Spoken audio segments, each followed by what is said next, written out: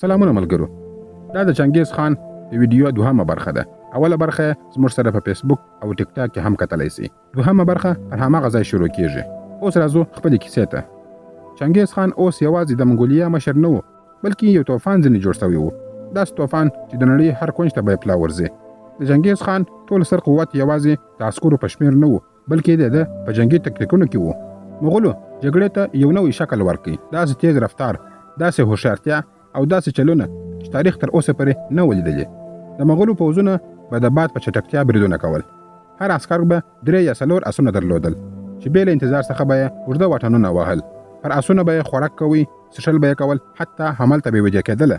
د دوی تر ټولو خطرناکه هنر دا و چې پر آس به سپاره وه او په ځغستا کې به یې شاته وګرځېدل او خپل هدف به یې ویشتی. د دوی د غشو ویشتل دومره دقیق وه چې د منډې په حال کې به هم دښمن د هغوی څخه نسوی خطا کېدلی. دوی به هر وخت په جنگ کې د شاتګ ډرامه کوله او ناڅاپه به بیرته راګرځېدل او داسې برید به یې کوي چې دښمن به پرې حیران سو. مغولو د چینایي انجینرانو څخه د جګړې ماشینونه زده کړل، د دیوال د ماتولو وسایل، منجنیقونه او جګړیزه برجونه. دوی یوه پټه جاسوسي شبکه جوړه کړې وه چې د دښمن د ځواک، کمزوري او تکتیکونو معلومات به مخکې له جګړې څخه دوی ترلاسه کول.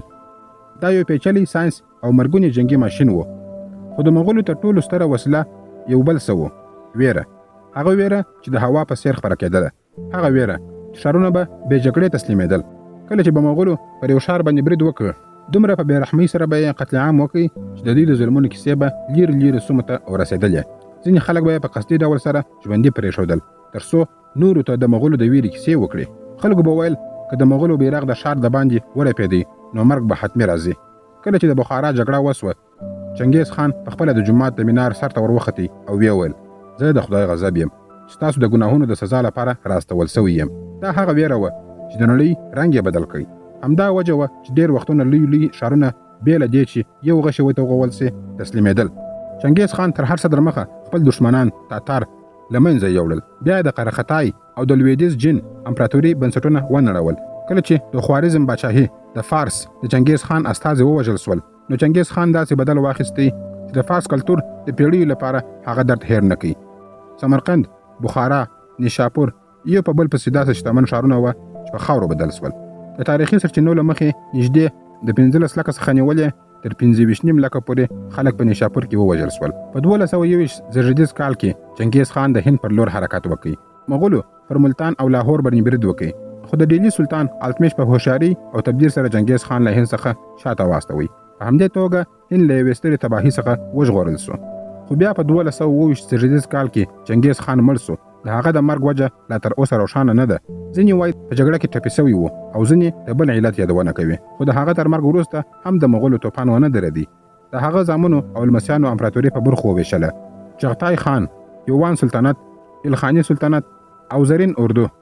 مغولو په منځنۍ اسیا، چین او اروپا کې تباهي جوړه کړه.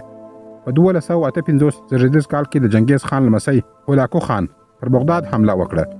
هغه ښایسته ښار چې د عباسي خلافت مرکز و او د اسلامي نړۍ د علم او فرهنګ زړه و، د مغولو د ظلم ښکار سو. د هولاکو پوځ بغداد له خاورو سره برابر کړي. تاریخ پوهان وایي چې نږدې 8 لکه خلک ووژل سول. د بغداد ستر کتابتون چې د پیړیو علمي خزانه وه د دجلي سمندر ته ور واچول سو. ویل کېږي د سمندر اوبه څو ورځې د رنګ له امله څخه تکې تورې وې، د کتابونو د رنګ له امله څخه.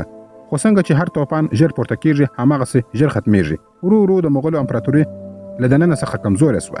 داخلي قدرتي جګړې، اداري نیمګړتیاوې او د خلکو بغاوتونو د مغولو بنسټونه کمزوري کړي وه. په چین کې د مینګ سلطنت راپورته سو او د یوان سلطنت یې ختم کړ.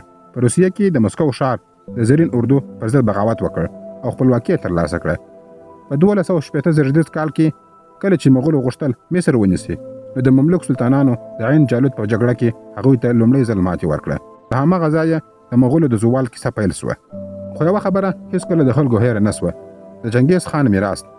هغه د سوداګرۍ له لارې پرانیستلي تمدنونه سره وتړل او داسې تاریخ یې جوړ کړ چې بیا هېڅکله نسي پاکېدلی. د چنګیز خان ژوند موږ ته دا راښیي چې که هر څومره ستونزې وي، که عزم او مشري وي، یو عادي هلک هم کولی سي نړۍ بدله کړي.